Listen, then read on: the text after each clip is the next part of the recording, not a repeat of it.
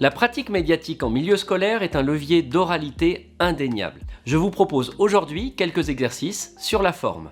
Le premier exercice est de produire un énoncé face caméra et de prolonger tout de suite par une séance de visionnage avec l'élève en question. La vidéoscopie, ce dispositif simple de retour d'image, permet une prise de recul de l'élève après sa performance, ce qui lui permettra de prendre conscience de certains aspects de l'oral, des intonations qui marchent avec le texte, ce que ça raconte. et même de s'auto-évaluer afin de dégager par lui-même des objectifs pour progresser. Si le premier exercice face caméra peut se faire sur une présentation personnelle, un deuxième exercice consisterait à lire un texte sur prompteur. Il existe de nombreuses applications gratuites pour pouvoir faire défiler un texte copié-collé dans l'application en amont.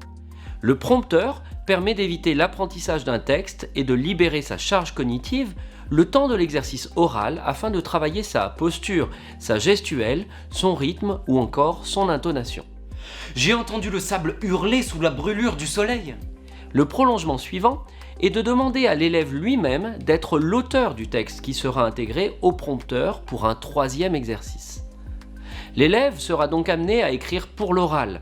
Dans ce cas-là, l'écrit n'est pas une fin en soi, car il est destiné à être oralisé et à être joué face caméra. On va privilégier dans ce cas-là les phrases courtes, les énoncés thématisés, et on pourra se permettre même quelques figures de style. Je vous mets d'ailleurs un lien vers l'épisode 8 du Grand O de LDV Media qui traite de cette question des figures de style à l'oral.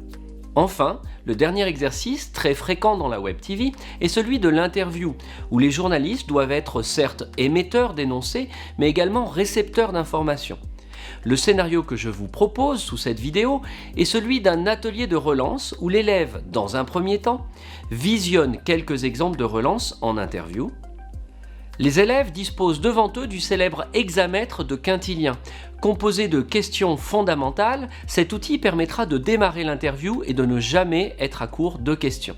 Mais c'est ensuite la qualité de l'écoute des réponses de l'invité qui permettra à l'élève de rebondir et de proposer des questions qui dynamiseront l'entretien et qui pourront donner un peu de profondeur aux échanges.